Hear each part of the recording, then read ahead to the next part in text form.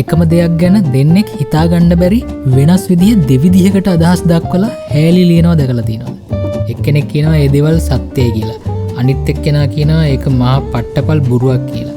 එක්කෙනෙකුට ඒක බලාපොරොත්තුවක් විදිහට පේනවා. අනිත් කෙනාට ඒක පේනවා ලොකු අනතුරක්, තර්ජනයක්. එකම යථාර්ථය දෙන්නෙකුට දෙවිදියකට පේන එකට උත්තරේ තියෙන්නේ මේ ලෝක දැක්ම කියලා කියන එකේ. ලෝක දැක්ම කියන්නේ ඇහැට පේන්නේ නැති කණ්ණාඩි ගුට්ටමක් වගේ. අපි හැම වෙලාවෙම ඕක දාගෙන ඉන්නවා. ඒ වුණාට අපි දන්නේ නැහැ. මේ කණ්ණාඩි ගුට්ටමෙන් බලලා තමයි අපි හොඳ නරක, කැත ලස්සන, කරන්න පුළුවන් දේවල් මොනවද, බැරි දේවල් මොනවද මේ වගේ හැමදේම අර්ථකථනය කරන්නේ.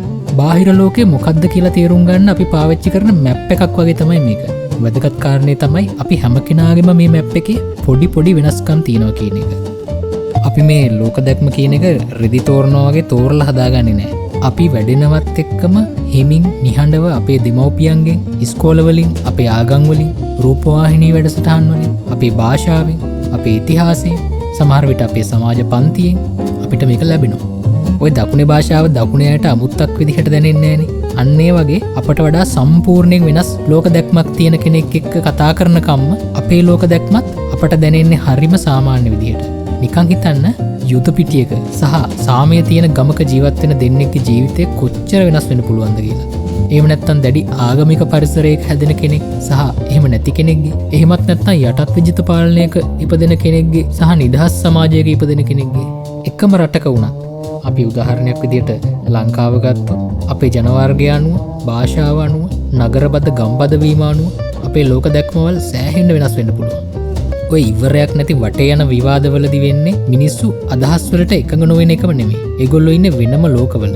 අනිත් අය ගොඩනැගිලා තියෙන්නේ වෙනස්ම අත්දැකීම් වලින් කියලා වැටහුණු දවසට හැමෝම අපි වගේම හිතන්න ඕන කියන අපේක්ෂාව අපට තවදුරටත් ඇති වෙන්නේ නැහැ. ඒ වෙනුවට ඇති වෙන්නේ අනිකා තේරුම් ගන්න, අනිකාට සවන් දෙන්න තියෙන අවශ්‍යතාවය.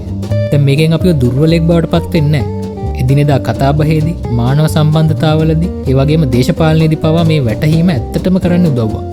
සමහර වෙලාවට යථාර්ථය අපිව උස්සලා පොලේ ගහනවා.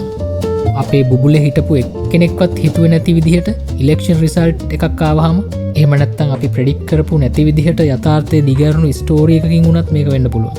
මේ වගේ සිද්ධි තමයි අපිට අපිවම කැලිබ්‍රේට් කරගන්න තියෙන හොඳම අවස්ථාව. මන් දකින්නේ මට ඕනේ දේ විතරද? මම මගෙන් පිට තියෙන ලෝකයට එබෙන්න ඉඩ නොදී දොරවල් වහගෙන ඉන්නවද වගේ දේවල් ගැන හිතා බලන්න මේක හොඳම අවස්ථාවක්. මේ කියන්නේ අපි විශ්වාස කරන දේවල් අත්හරින්න කියලාම නෙමෙයි. ලෝකයේ දෙස මීට වඩා විවෘත ඇසකින් බලන්න පුළුවන් කියන එකයි. මොකද අපි කණ්ණාඩි කුට්ටමක් දාගෙන ඉන්නවා කියලා තේරුම් ගත්තොත් විතරයි අපිට ඒක ක්ලීන් කරගන්න පුළුවන් වෙන්නේ.